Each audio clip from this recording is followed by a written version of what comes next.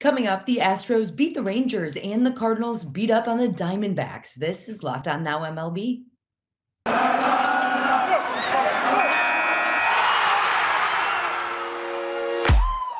The biggest games, the best performances, expert analysis. You are Locked On Now. What's up, everybody? You are listening to Locked On Now MLB, local experts with the biggest stories on the diamond. I'm your host, Daniela Bruce, and thank you for making Locked On Now your first listen every weekday. We've got our Locked On MLB host here to tell you everything you need to know from the day in baseball. Let's start our look into all the action around the league. Let's go around the league. The St. Louis Cardinals made it look easy against the Diamondbacks last night, stringing together hits to put up 8 runs on Arizona. Locked On Cardinals has the winning side after the game, while Locked On Diamondbacks says Arizona was just going through the motions and it took the loss as a result. Cardinals start off the 4-game set with Arizona with an 8-3 win, a 15-hit barrage by the offense.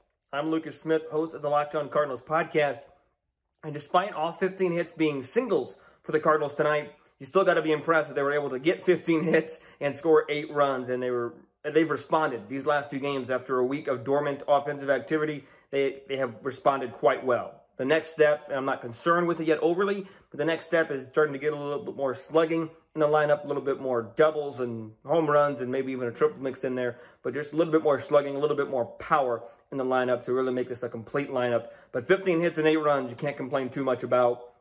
Also, you can't complain too much about Dakota Hudson tonight. Got 8 outs on the ground. He was really, really good. He continues to build off of each and every start and get better with each and every start. So a good start for the Cardinals. Next step is to continue pitching. We'll see what Adam Wainwright is able to do in his return home. And we'll see if the offense can start getting a little bit more thump in the lineup and start getting a little bit more of extra base hits for the St. Louis Cardinals. But a good start to the series. I'll talk about it on tomorrow's episode of Locked On Cardinals.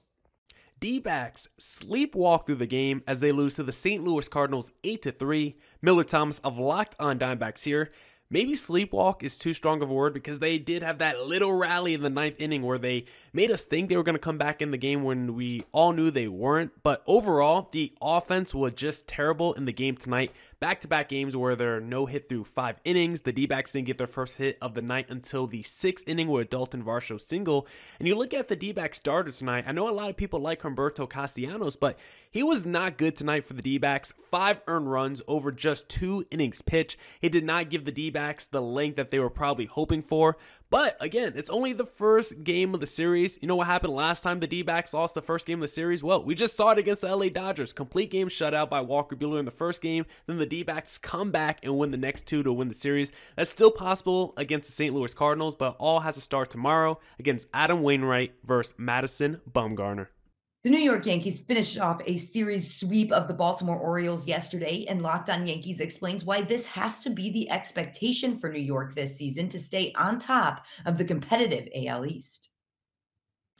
This is Stacey Gotsoulias of Locked On Yankees, and the Yankees swept the Orioles out of the Bronx, which is what they should always do. No offense to the Orioles, but if the Yankees want to be in first place in the AL East and stay there, they need to beat the teams they're supposed to beat. They didn't do that in 2021, which is why they were never really in the race for the division and stuck around all the other wild card contenders and lost home field advantage in the wild card. Maybe they're learning from the mistakes of their past and realize, yeah, we have to beat teams like the Orioles. Maybe. Anyway, they found themselves down 2-0 early in the game. Then they scored 10 runs, went up 10-2. The top of the 9th was interesting. Ron Marinaccio, not to be confused with Ralph Macchio, had a little trouble closing out the game, and he had to be lifted for Lucas Lecky, who did close out the game. But the Yankees won. They finished 6-0 on their homestand, and now they're heading to Kansas City to begin a 3-game series on Friday. I'll have the preview of that series on the next Locked On Yankees, so tune in. 5 errors tells you a lot of what you need to know from Baltimore's performance Thursday, and our Locked On Orioles host has everything else post-game. Well, that was incredibly ugly. Orioles lose 10-5 to the New York Yankees. and are swept out of the Bronx, have now lost 4 games in a row. Connor Newcomb here, host of Locked On Orioles. And as we know the story of that one, horrendous defense by the Orioles. Error after error, even a good amount of bad defensive plays that weren't counted as errors in the book. Really wasted what was a really promising start from Bruce Zimmerman as they just fell apart in that 5th inning defensively. It continued in the 8th when the Yankees added runs. And yeah, the Orioles rallied in the 9th inning, scored 3 runs. And yeah, they had their highest hit total of the season. But the defense in the infield was tough to watch. That's why the Orioles lost this game. You can't field grounders and get outs against a good offensive team. You're going to be hurt every single time. But we'll break it all down even further on Friday's episode of the Locked On Orioles podcast. The Astros took 3 of 4 from the Rangers, and after another win on Thursday, that makes 3 wins in a row. Locked On Astros has the details on what's gone right for Houston against Texas. Hey everyone, H-Town Wheelhouse here with Locked On Astros, and the Astros win 3-2 today. It was a pitcher's duel. Justin Verlander gave up 3 hits, had 8 strikeouts, and only gave up 1 run. The Rangers tied it up quickly, and guess what? Kyle Tucker came off the bench and hit a 2-run homer, gave them those 3 runs. They ended up winning 3-2 today. The Rangers made a late inning bid where Montero surrendered his first run of the season, but still got credit for the save. That's 3-game winning streak as they head to Toronto. Jose Altuve will not be with the team as he's going to Oklahoma City to play a couple games with the Space Cowboys and is expected to be playing with the Astros on Monday when they return home to face the Seattle Mariners. Stay tuned in to Locked On Astros, and don't forget to go ahead and put your name in the hat for the 2 club tickets we're giving away for the Monday night Yuli Gurriel ALCS Replica Ring Night. Come see us. Come hang out with us. Locked On Astros, we're your team every day. The Texas Rangers lost by just a run for the 2nd straight day to the rival Astros. It has Locked On Rangers ready for the weekend after a rough series. The Rangers have a 2nd straight loss to the Houston Astros, in which they had the tying run on base during the final out. 6 perfect innings wasn't enough for Martin Perez. We have another Rangers perfect game broken up by another bum, no-name Houston Astro, Marwin Gonzalez reincarnated as Mr. McCormick, breaks up the perfect game in the 7th inning from Martin Perez, who goes 7 innings, 2 hits, 1 earned run, and 1 broken heart. Corey Seager finally got a hold of one in the 9th inning to put the Rangers within 1 run with his 2nd home run of the season. And you know what? I'll just say it. Justin Verlander needs to be locked in prison for crimes of using dark magic, because there is no way a 39-year-old with over 3,000 major league innings should be able to come off and look this good off of 2 years of not pitching. 2 years! And he looks incredible as he ever has. 7 shutout innings. He only allowed 1 hit through the first 6 innings. The Rangers offense couldn't do anything against him either. They only got the 1 run off the bullpen. They only got 1 run off of him, and that was when they loaded the bases and only got a sac fly, and that was all they got. This was a very frustrating game for the Texas Rangers, who now head into a series with the reigning World Series champs, and I'm upset. The Astros once again ruined something that's perfect, which is kind of their MO. So I can't hate them for being themselves, but I can hate themselves, if that makes any sense at all, because this Rangers game sure as heck didn't.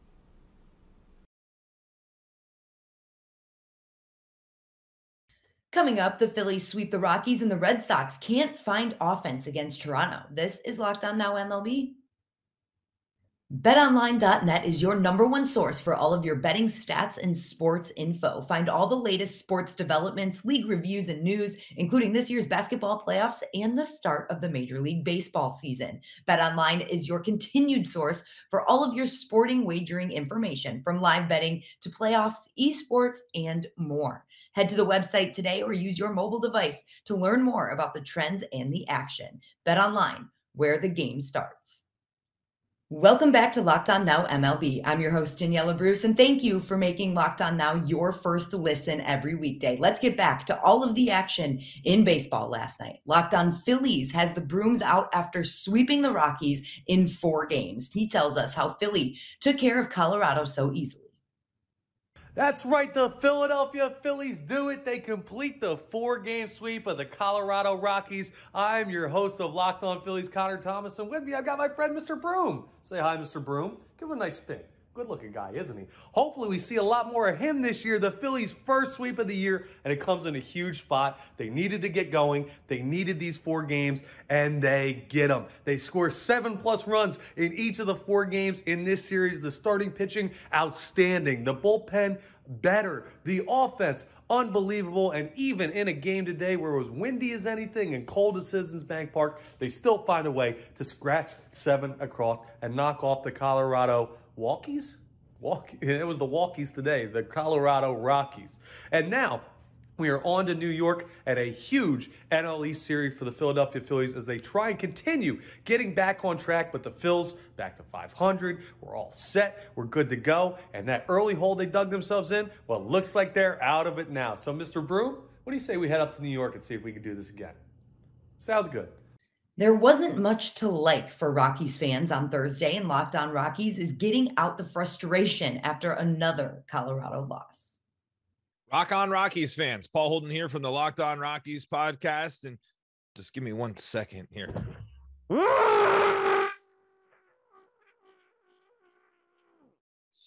The Rockies played an absolutely miserable game of baseball today. Ugly defense, ugly relief pitching, ugly offensive performances. I don't know how many times I've said the word ugly this series, but it doesn't get much more ugly than that. When you draw more walks, when you only allow 4 hits and the other team scores 7 runs, simply inexcusable. The Rockies played horrible baseball over the stretch in Philly, and they need to bounce back and get things back on track because that road trip in San Francisco is going to be even more painful if this was an indication of how the Rockies are going to perform on the road. There needs to be a drastic change of approach when it comes to the road Rockies. I know they've already won. They're already on a better pace than last year, but this road trip was a harsh reminder and a harsh reality check for the Colorado Rockies. We'll talk about it all on Locked On Rockies. The Blue Jays only scored 1 run on Thursday, but that was enough to beat the Red Sox, and that's not good enough for our Locked On Red Sox host. The Red Sox offense giveth, and the Red Sox offense taketh away. Hey, it's Lauren from Locked On Red Sox, and a day after the Red Sox put up a season-high 13 hits and beat the Blue Jays 7-1 in a really complete, all-around really good game and strong win, the Boston Red Sox dropped Thursday's game because the offense, like it has been all season, has been completely quiet, could not get the bats going, just could not get anything together. A positive takeaway, though, is that Garrett Whitlock still looked strong in his second start, so that is a positive for the Red Sox as they go into their series with the Orioles. I will break down Wednesday and Thursday's game for you on Thursday's episode of Locked On Red Sox. Sometimes being a fan is frustrating when your team isn't doing well, and Mariners fans are feeling that right now. Locked On Mariners goes over everything that went wrong for Seattle against the Rays yesterday. As to be expected, some of the Mariners' one-run success from last season has unfortunately not been carried over to 2022, at least not as of yet, and that showed up again today. How's it going, everyone? This is Ty Gonzalez, host of the Locked On Mariners podcast. The Mariners dropped their second consecutive one-run decision to the Tampa Bay Rays on Thursday afternoon, losing by a score of 2-1. This game had everything that could possibly annoy you if you're a Mariners fan. Bad umpiring behind the plate, bad BABIP luck, and, of course, missed opportunities. The Mariners only scored 1 run in this game all the way back in the first inning on a rare Eugenio Suarez triple, and from that point forward the bats went cold. They did have an opportunity with bases loaded and just 1 out, but Suarez grounded into a double play, and that ended that threat, and they really couldn't generate much offense from that point forward. The one good thing out of this game, though, someone finally defended Julio Rodriguez, who was victim to another bad strike 3 call. Scott Service came out of the dugout, laid into the home plate umpire, got ejected, and for good reason, because this umpire, as I alluded to earlier, was awful. The Mariners actually lost this game on another bad strike 3 call looking to Tom Murphy. But that's just the way it goes. That's how baseball is sometimes. We're going to be recapping this game and getting you set for the Miami series on tomorrow's episode of Locked On Mariners. We'll see you then. The pitching was there for the White Sox yesterday against the Royals, but Chicago didn't have the run support to pick up the win. Locked On White Sox tells you more. After scoring 7 runs on Wednesday, the Chicago White Sox went back to their anemic ways offensively on Thursday, scoring only 2 runs, wasting a very solid outing by White Sox starter Michael Kopech. White Sox could just not get anything going. A solo home run from Lurie Garcia, and then they manufactured a run. They ended up losing in extra innings to the Kansas City Royals and lost the series. Bullpen has been very unstable. Aaron Bummer, another frustrating outing for him, giving up 3 runs. Hopefully the Sox get back on track with the Los Angeles Angels coming into town and Lucas Giolito on the hill Friday night. That's all today for Locked On Now MLB. Thank you for making Locked On Now your first listen every weekday. And now that you're done here, make sure your second listens are Locked On MLB and, of course, your team's local Locked On podcast. I'm Daniela Bruce, and this has been Locked On Now.